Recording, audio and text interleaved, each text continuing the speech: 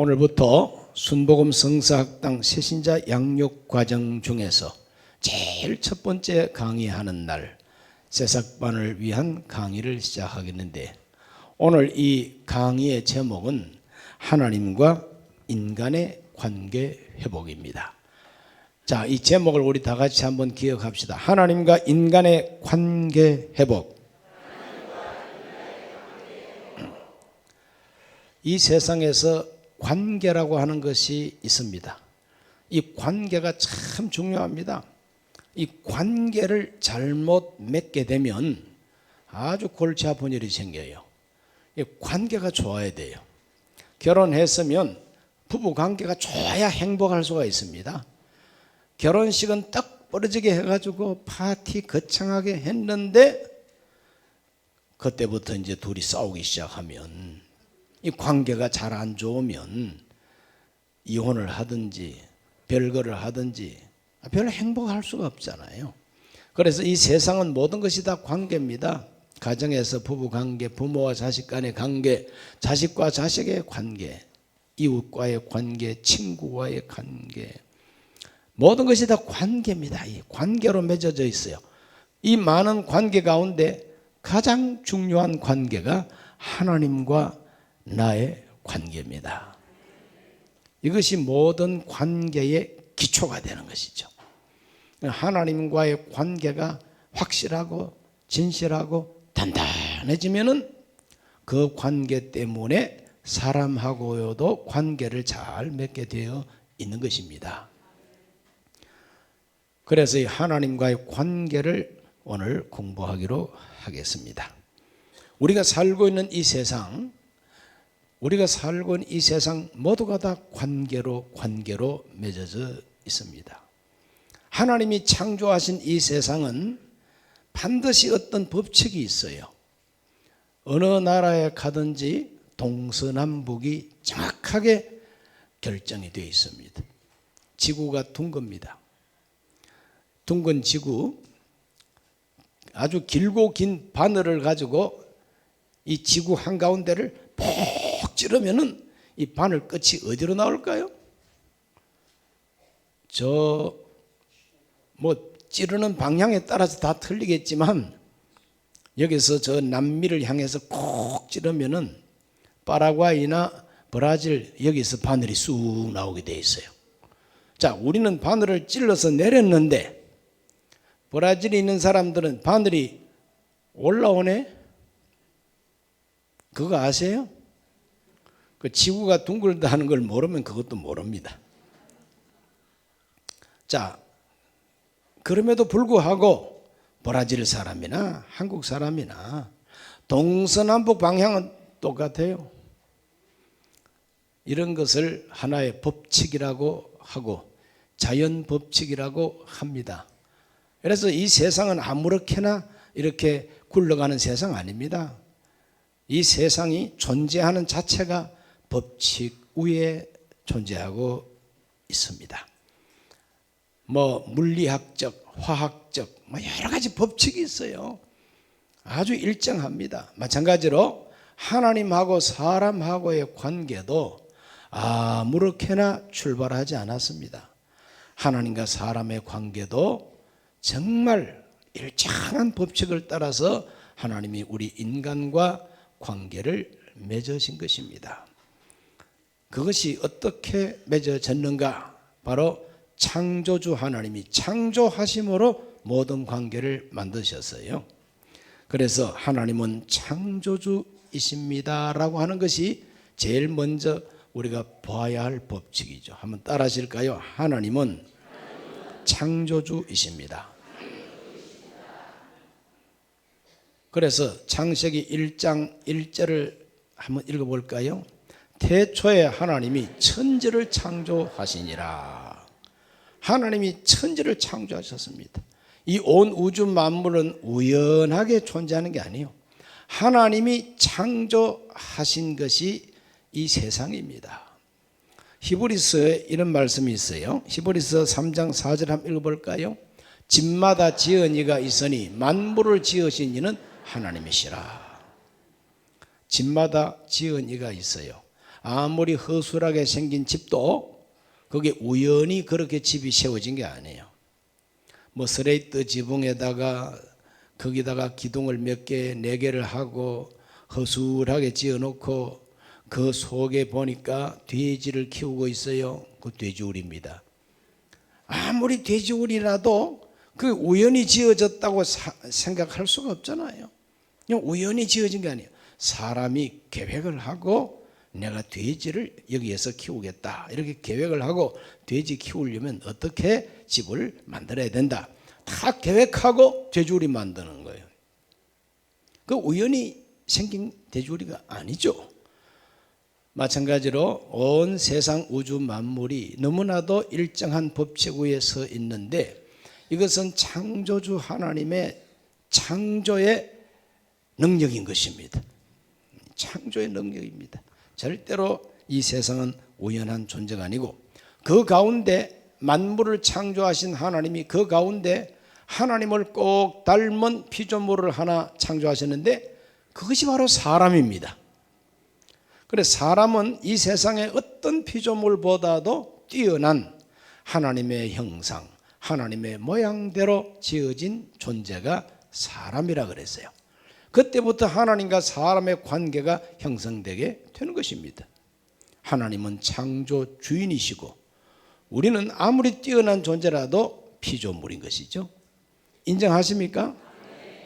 하나님은 창조 주인이고 우리 인간은 피조물이다. 피조물 중에는 최고의 존재로서 하나님이 창조한 이 세상을 다스리고 정복할 의무와 사명을 띠고 태어난 하나님의 피조물이다. 이것을 성경이 우리에게 가르쳐주고 있습니다. 창세기 1장 26절로 27절을 우리가 한번 다 같이 읽어봅니다. 하나님이 이르시되 우리의 형상을 따라 우리의 모양대로 우리가 사람을 만들고 그들로 바다의 고기와 하늘의 새와 가축과 온 땅과 땅에 기는 모든 것을 다스리게 하자 하시고 하나님이 자기 형상 곧 하나님의 형상대로 사람을 창조하시되 남자와 여자를 창조하시고 우리의 형상, 우리 모양을 따라 남자와 여자를 창조하셨습니다. 그 남자와 여자에게 하나님께서 명령을 주시고 복을 내려주시는 이야기가 28절, 창세기 1장 28절에 기록되었습니다. 그거 한번 읽어보겠습니다. 하나님이 그들에게 복을 주시며 하나님이 그들에게 이르시되 생육하고 번성하여 땅에 충만하라. 땅을 정복하라. 바다의 고기와 하늘의 새와 땅에 움직이는 모든 생물을 다스리라 하시니라. 그러므로 하나님께서 천지 우주 만물을 창조하시고 특별히 사람이 살도록 에덴 동산도 하나님이 창설을 하시고 그 지으신 그 남자와 여자를 에덴 동산에 두시고 그 에덴 동산을 지키고 경작하고 또 하나님께서 복을 주셨다 그랬습니다. 여기에 하나님 주신 복이 기록되어 있어요. 생육하고 번성하고 땅에 가득해라. 그리고 땅을 정복하고 다스리라고. 이것은 하나님을 대신해서 이 세상을 다스리라고 하나님이 사명을 주신 것이다. 이렇게 우리가 알게 되는 것입니다. 그러므로 이러한 피조물은 인간밖에 없어요. 그러므로 우리 인간은 하나님의 걸작품인 것입니다. 우리 하나님이 실수로 만든 게 우리 사람이 아니에요. 하나님께서 잘못 만든 것이 사람이 아닙니다. 하나님의 형상과 모양을 닮은 아주 걸작품으로 하나님은 우리 인간을 만들고 사명을 주신 것입니다. 그러므로 하나님과 사람의 관계가 얼마나 좋은 관계입니까? 창세기 1장 31절 보면 하나님 지으신 모든 것을 보시기에 심히 좋았더라 그랬어요. 하나님 보시기에 심히 좋은 이 세상을 하나님이 창조하셨어요. 꼴도 보기 싫다 그런 세상을 하나님이 지으신 하나님이 아닙니다. 멋있다. 야 정말 아름답다.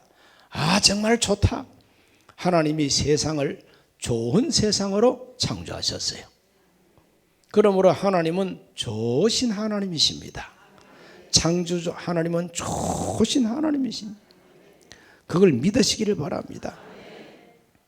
하나님이 사람을 창조하실 때 특별히 어떻게 창조하셨는가, 그걸 아주 그냥 정확하게 말씀해 주고 있습니다. 창세기 2장 7절과 8절을 우리 다 같이 한번 읽어보겠습니다. 시작. 땅의 흙으로 사람을 지으시고 생기를 그 코에 불어넣으시니 사람이 생명이 되니라. 야훼 하나님이 동방의 에덴에 동산을 창설하시고 그 지으신 사람을 거기 두시니라. 할렐루야. 그래, 에덴 동산을 묘사하고 있는 창세기를 보면은 물이 넉넉하게 흐르고 강이 아주 그냥 네 군데로 사방으로 쫙 강물이 흘러가고 그 흘러가는 강물마다 아주 부요한 일이 있고 힘찬 그런 강물이 흘러가는 에덴 동산. 부족함이 전혀 없어요. 거기에는 아주 풍성한 과일과 먹을 수 있는 양식이 가득하고 기후가 가장 사람 살기에 적합하고 거기는 미세먼지 하나도 없는 아주 그런 아름다운 에덴 동산을 하나님이 창설하시고 남자와 여자를 그 동산에 살게 해 주신 것입니다. 아담과 하와 그 신혼 부부가 얼마나 좋은 집에서 살았을까요? 아파트 없어도 괜찮아요. 온 세상이 다 아담과 하와의 세상이에요. 마음껏 먹고 마음껏 정복하고 마음껏 다스려라. 그래서 하나님은 심히 보시기에 좋은 세상을 창조하셨으니, 좋으신 하나님, 그 심히 좋은 세상에서 하나님의 대리인처럼 출발한 우리 인간 조상 아담과 하와는 하나님의 풍성한 사랑과 계획을 받고 출발했습니다. 따라하실까요? 하나님의 풍성한 사랑과 계획 안에 창조된 인간. 그렇다면 하나님과 인간 관계는 좋은 관계입니까? 안 좋은 관계입니까? 아주 좋은 관계예요. 하나님과 인간의 관계는 이보다 더 좋을 수 없다 하는 관계였습니다. 그러나 하나님은 사람이 아무리 다스리고 정복하고 정말 마음껏 먹고 마음껏 자유와 행복을 누릴 수 있다 할지라도 하나님을 주인으로 모시고 하나님의 법에 순종해야 하는 존재로 출발시켜 주셨어요. 그것이 이제 선악과를 주신 하나님의 법인 것입니다. 창세기 2장 16절과 17절을 다 같이 읽습니다. 시작. 야훼 하나님이 그 사람에게 명하여 이르시되 동산 각종 나무의 열매는 네가 임의로 먹되 선악을 알게 하는 나무의 열매는 먹지 말라. 네가 먹는 날에는 반드시 죽으리라 하시니라. 선악을 알게 하는 나무의 실과 그걸 줄여가지고 선악과라 그럽니다. 줄여가지고 선악과. 온전하게 말하면 선하고 악한 것을 분별할 줄 아는 그 지식을 주는 나무, 이것이 바로 선악과예요. 이 선악과를 따먹는 날에는 죽는다 그랬어요. 그것은 그냥 겁을 주는 소리가 아니에요. 따라합시다. 반드시 죽으리라. 그렇기 때문에 인간 아담 하와가 하나님하고 아무리 좋은 관계라도 하나님하고 천수도 없이 놀 수는 없어요. 그냥 너무 하나님하고 가깝다고 야 하나님 너 그러면 안 되는 거예요. 좋다 그러니까 할아버지 수염까지 뽑는다고. 하나님은 우리 인간에게 넉넉한 자유와 풍성한 모든 것을 다 맡기셨지만 하나님 말씀과 하나님의 명령과 하나님의 법도 안에서 자유를 누리는 존재로 창조하셨다는 거예요. 이것이 바로 우리 인간과 하나님과의 관계였어요. 하나님을 주인으로, 하나님을 진짜 주권자로, 하나님을 정말 왕으로 그렇게 모시고 하나님의 뜻을 따라서 자유와 그리고 행복을 누리는 존재였습니다. 이 에덴 동산에 온갖 좋은 과일들이 많은데 아주 그냥 모든 것을 임의로 먹어라. 임의로 먹어라 이 말은 자유롭게 먹으라는 거예요. 그러나 딱 하나, 선악을 알게 하는 나무의 실과는 따먹지 말라. 따먹는 날에는 반드시 죽으리라.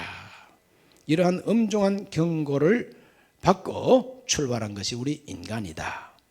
성경을 읽어보면 이것이 하나님과 인간 관계에서 제1원칙이라고 하는 것입니다. 하나님은 창조주이시다. 인간은 피조물이다. 이것이 바로 하나님과 인간의 관계예요.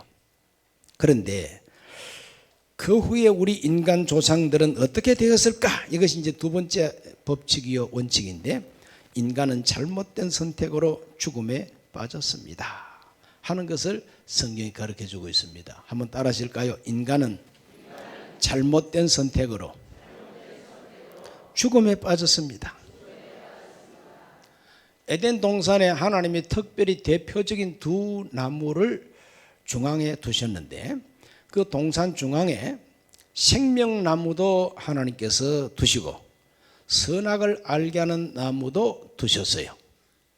생명나무는 그 열매를 따먹으면 영생합니다. 죽지 않고 영원히 산다 이 말이죠. 그러니까 이 생명나무를 하나님께서 두셨어요.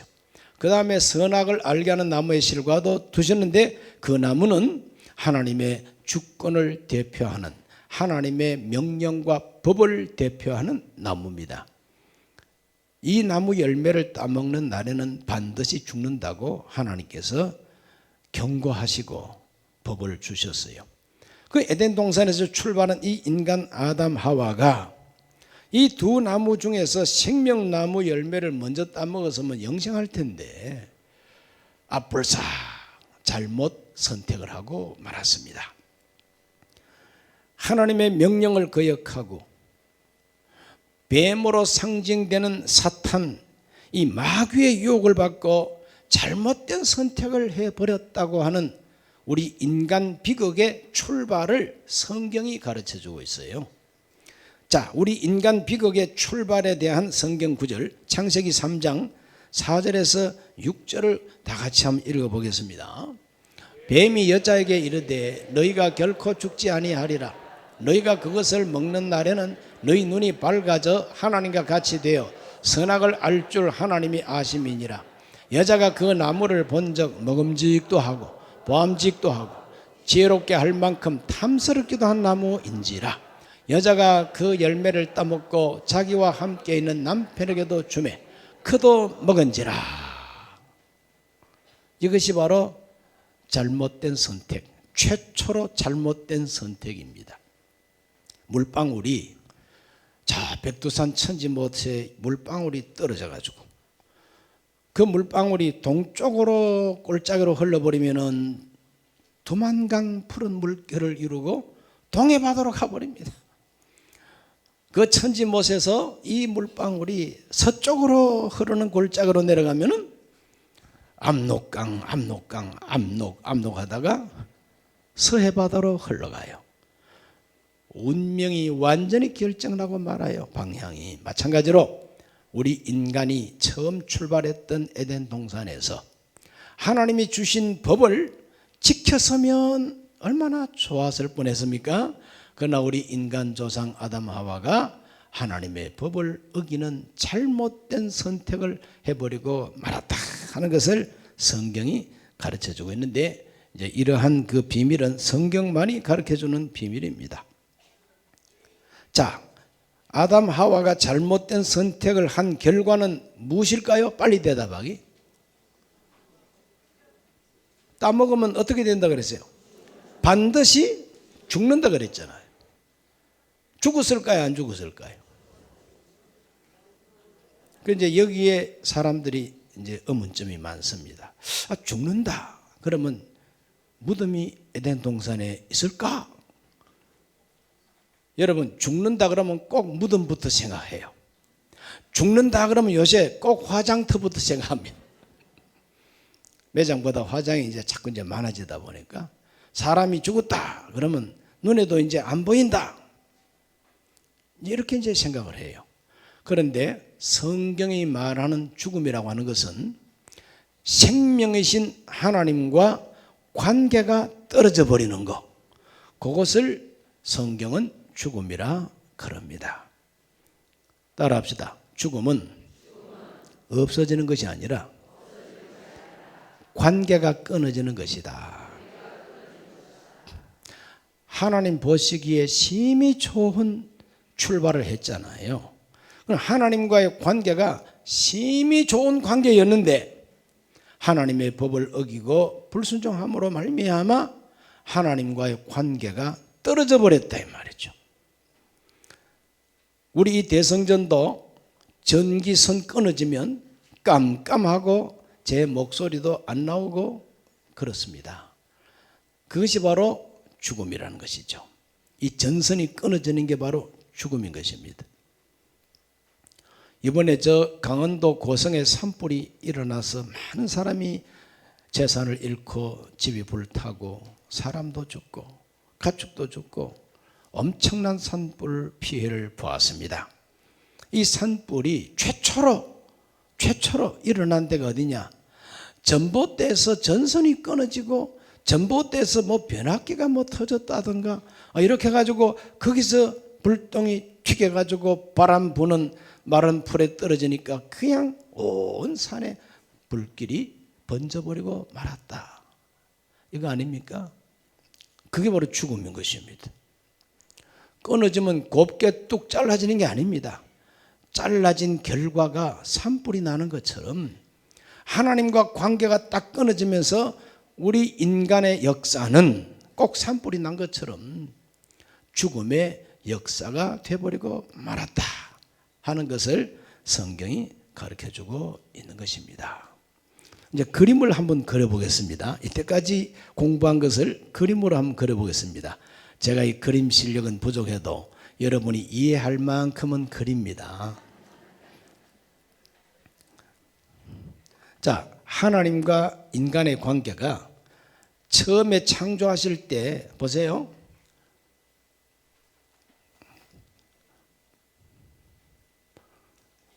자, 이걸 하나님이라고 합니다. 하나님이 하나님을 꼭 닮은 사람을 창조하셨죠? 하나님이 꼭 닮은 사람을 창조했습니다. 그래, 하나님하고 관계가 너무 좋아가지고 뭐 찹쌀궁합이에요. 그냥. 예. 할렐루야죠. 할렐루야. 하나님을 찬송하고 하나님을 높이는, 그래서 그냥 정말 아름다운 관계예요. 예? 이것이 바로 제1법칙이란 말이에요. 하나님은 창조주가 되고 인간은 최고의 피조물로 하나님하고 너무 좋은 관계, 심히 좋았더라. 따라합다. 심히 좋았더라. 이 심히 좋은 관계예요. 그런데 선악과를 딱 따먹는 순간에 어떻게 되느냐? 자, 똑같습니다. 여전히 하나님은 계신 곳에 계셔요. 그런데 우리 인간이 어떻게 됐습니까? 죄를 짓게 되는 것이죠. 그래서 선악과를 딱 따먹고 나니까 하나님하고 관계가 멀어져 버린 거죠. 자, 그러면 우리 인간은 어떻게 되었을까요? 하나님하고 관계가 멀어져 버렸어요. 이게 바로 죄라 그럽니다. 이 죄. 죄를 지었어요. 선악과 따먹은 게 바로 죄요. 죄를 짓고 나니까 하나님께서 말씀하신 대로 우르르르 꽝꽝꽝꽝꽝 하는 것처럼 죽음이 오게 된 겁니다. 이게 이제 죽음이에요. 네. 이렇게 그림은 이렇게 그렸지만 파도 치는 게 아니고 이게 바로 죽음이에요. 죽음. 반드시 죽으리라. 하나님하고 관계가 떨어지는 게 죽음이에요. 이 화살표 이거는 떨어진 형상입니다. 하나님하고 뚝 떨어진 것이 이게 죽음이란 말이에요. 자, 이 죄에 빠진 인간입니다. 이 죄에 빠져버렸어요. 그러면 할렐루야 하던 인간이 어떻게 됐을까요?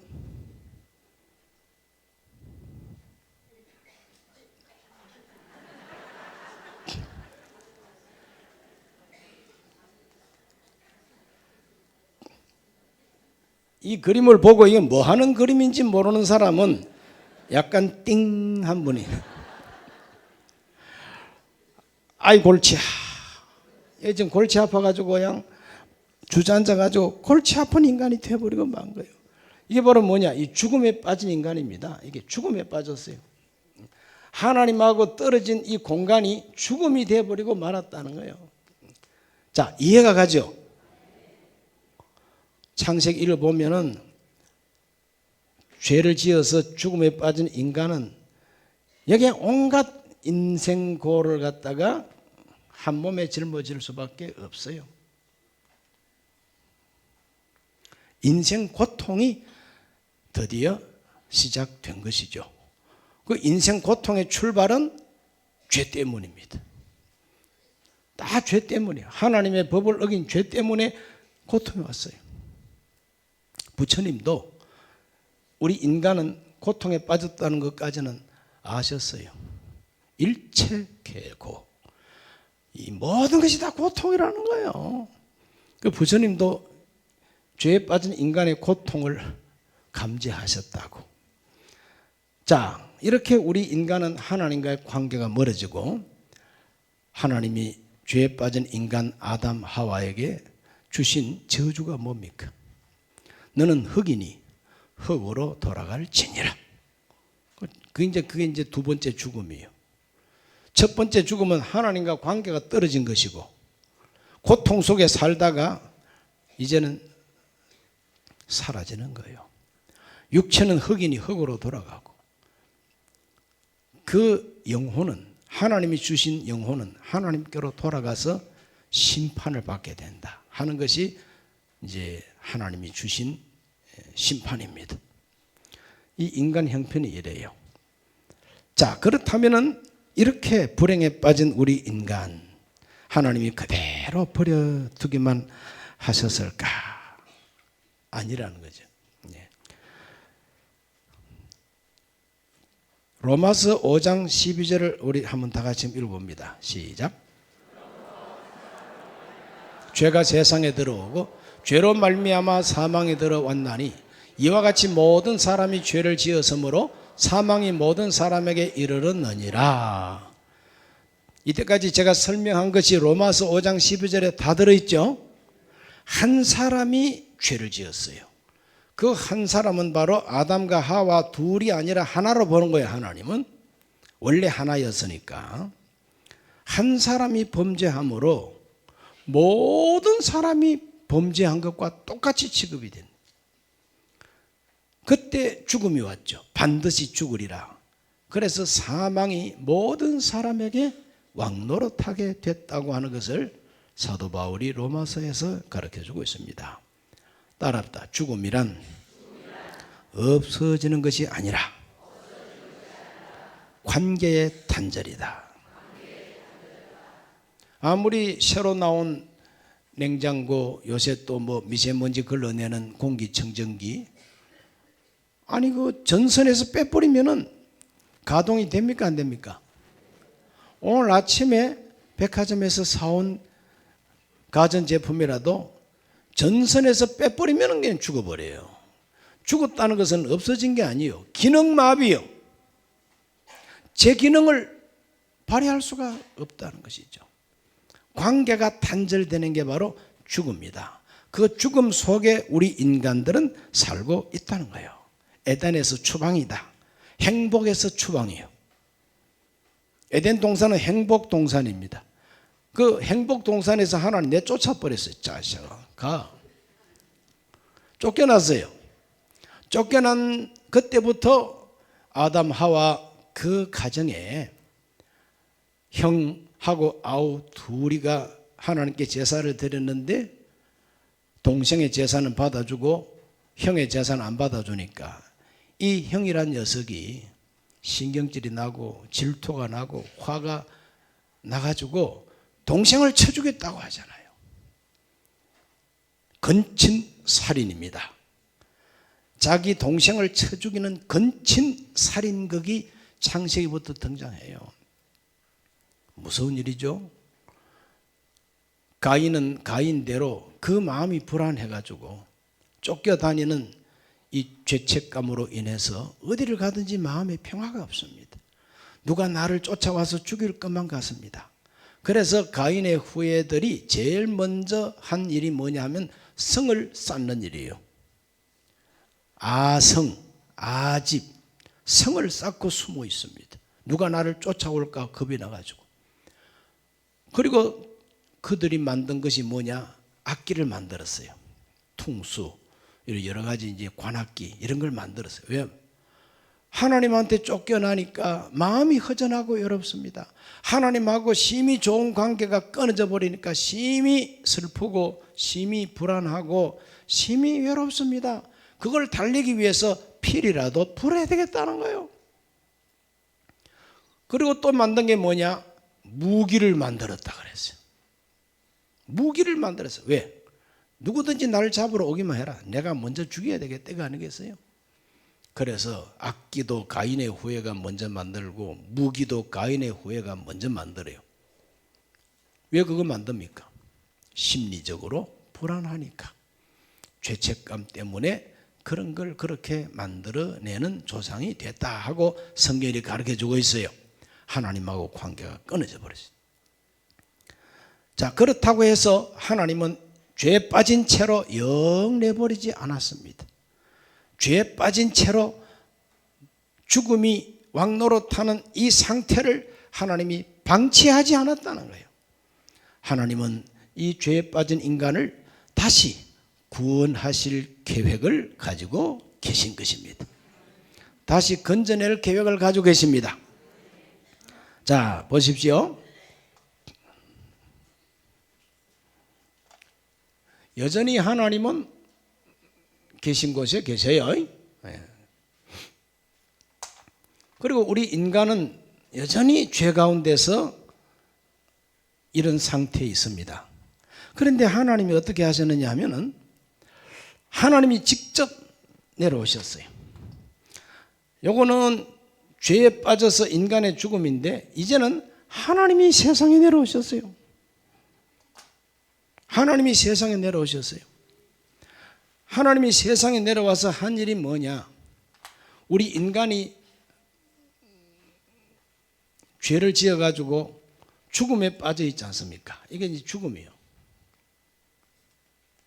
죽음에 허덕이고 있는 이 인간 세상에 예수님이 오셔가지고 이 죽음이라고 하는 이 책임을 예수님이 대신 짊어지시는 거예요. 어디에서? 십자가에서. 이해가 되시죠? 죄 때문에 죽었으니까 죄를 해결해야만이,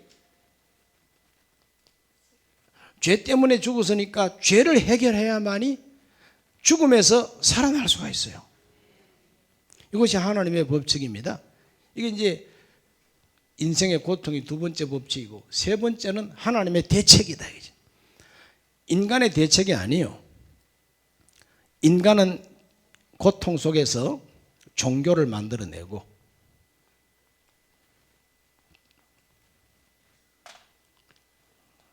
철학도 만들어내고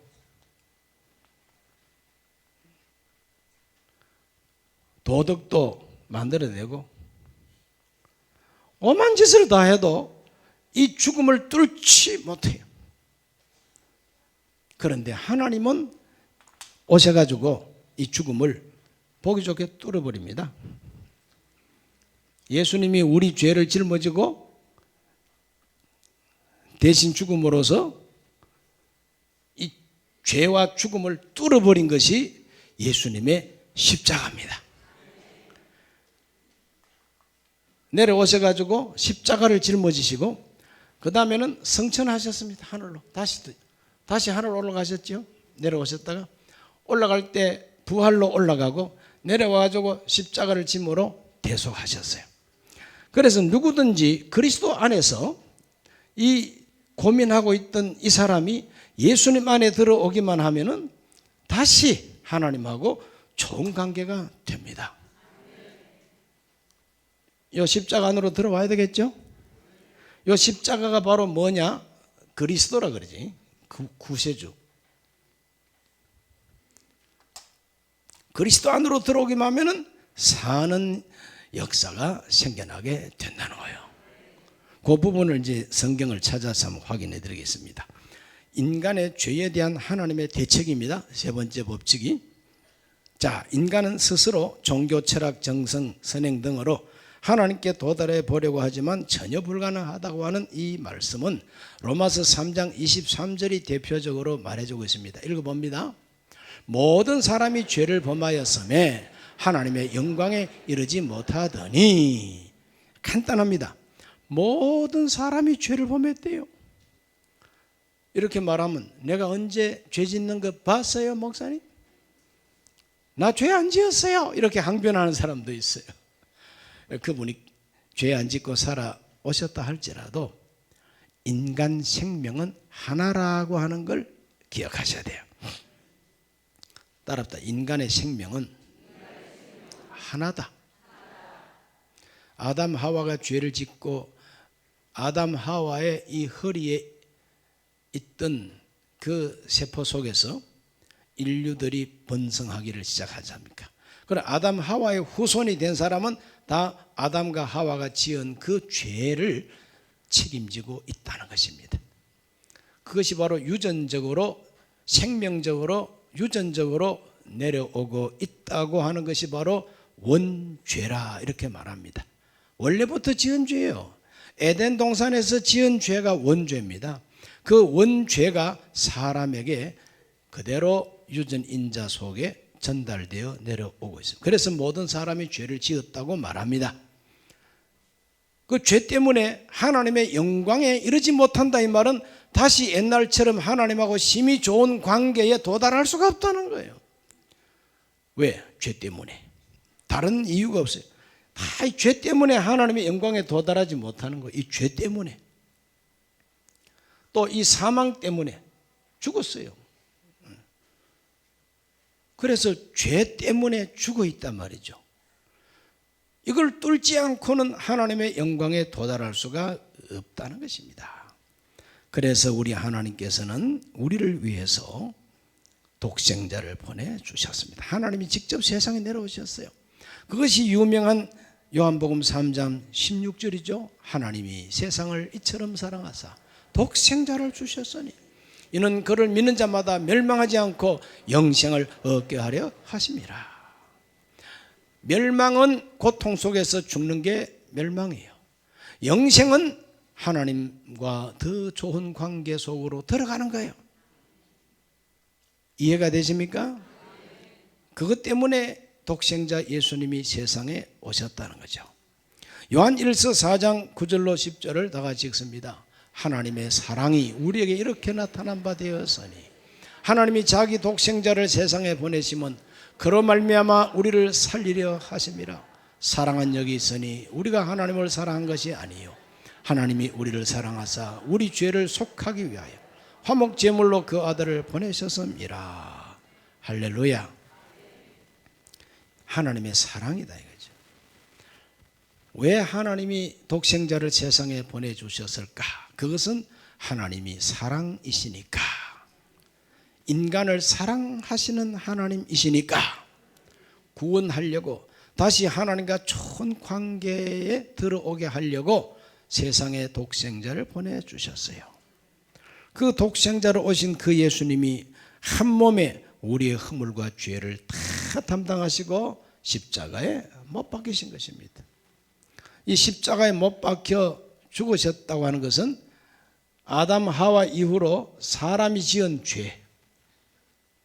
죄의 결과 죽음, 죄와 죽음, 이 문제를 해결하려고 하나님이 독생자를 보내셔가지고 우리 인간의 가장 심각한 문제, 죄와 죽음의 문제를 해결하기 위하여 십자가에서 대신 죽으시고 죽음에서 부활하셔가지고 다시 하나님 나라로 가심으로 말미암아 누구든지 저를 믿는 자마다 멸망하지 아니하고 영생을 얻게 된다는 것입니다.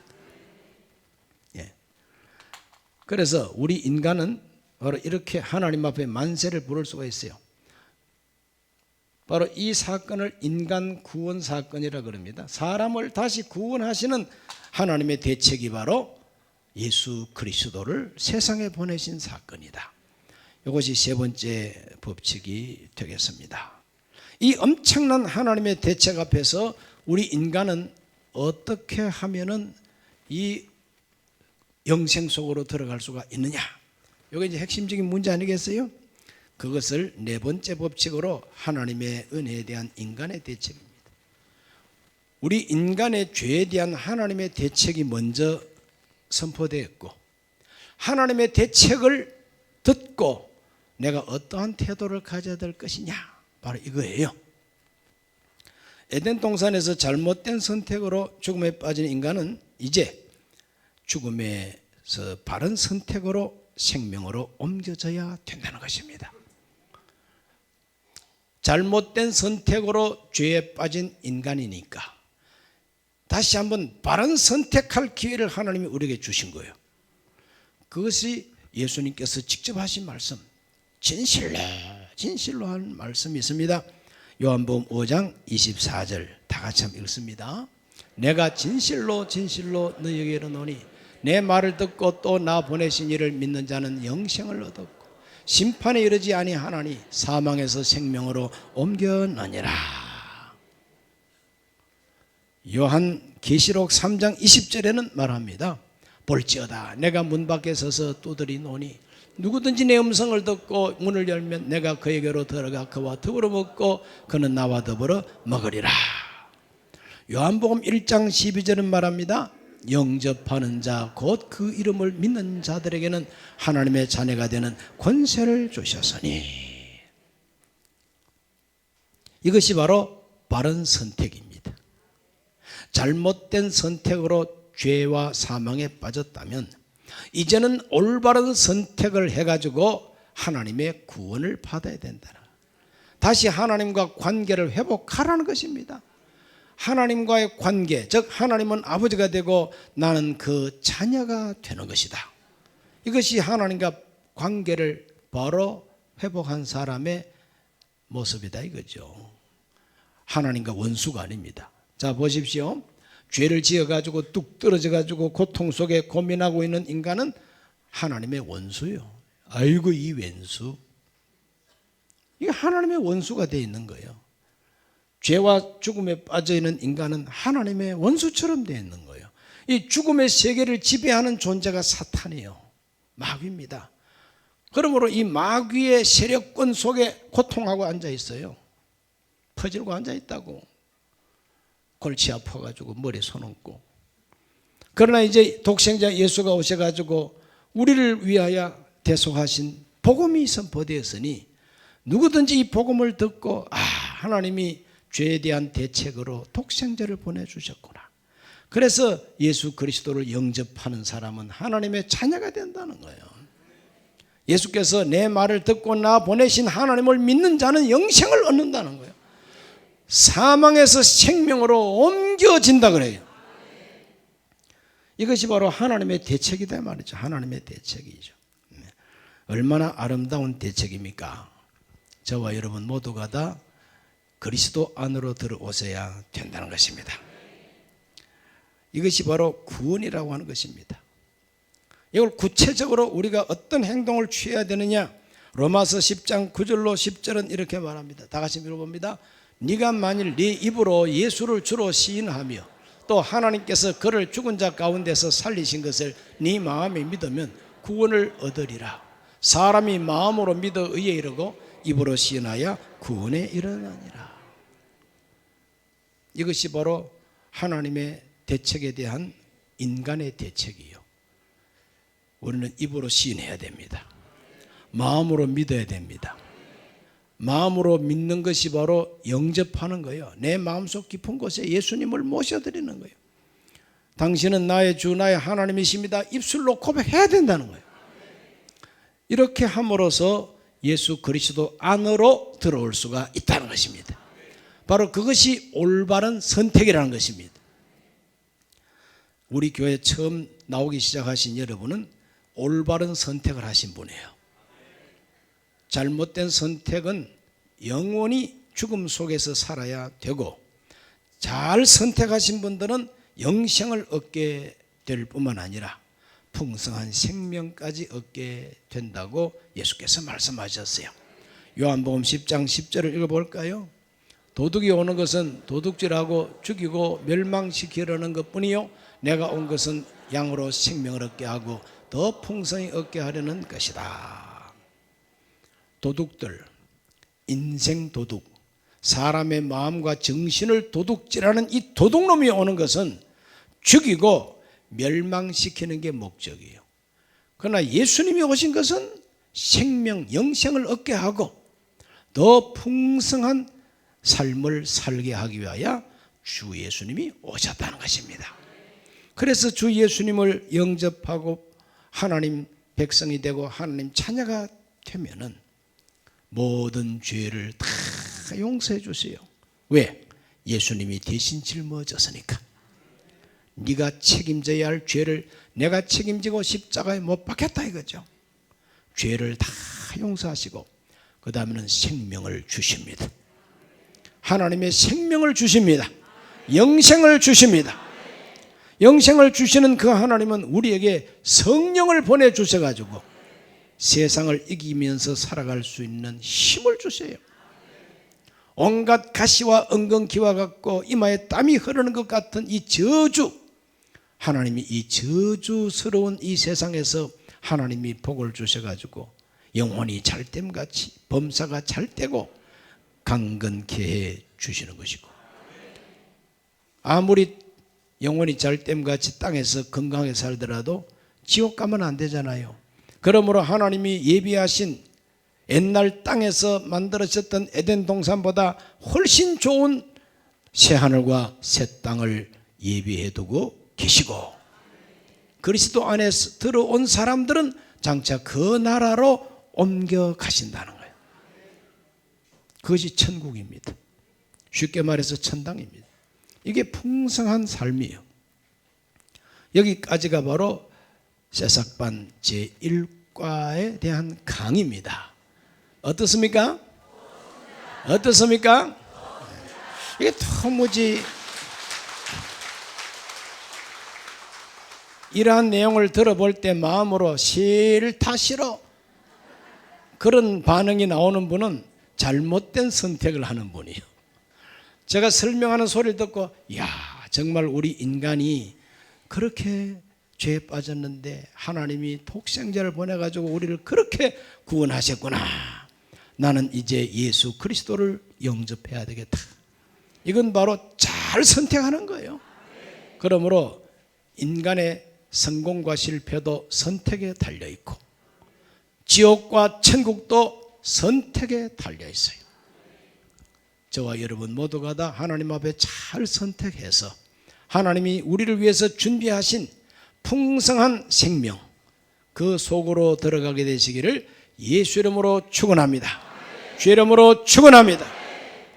하나님 아버지, 오늘 우리 성서학당 첫 시간 새싹반을 위해서 하나님과 인간의 관계 회복을 강론했습니다. 이 말씀을 통해서 올바른 선택을 하게 하시고 바른 선택을 하신 분들은 더 기뻐하고 즐거워하게 하여 주옵시며 하나님과 바른 관계를 맺은 자들에게마다 하나님이 약속하신 풍성한 생명을 허락해 주옵소서. 예수 그리스도 이름으로 기도하옵나이다. 아멘.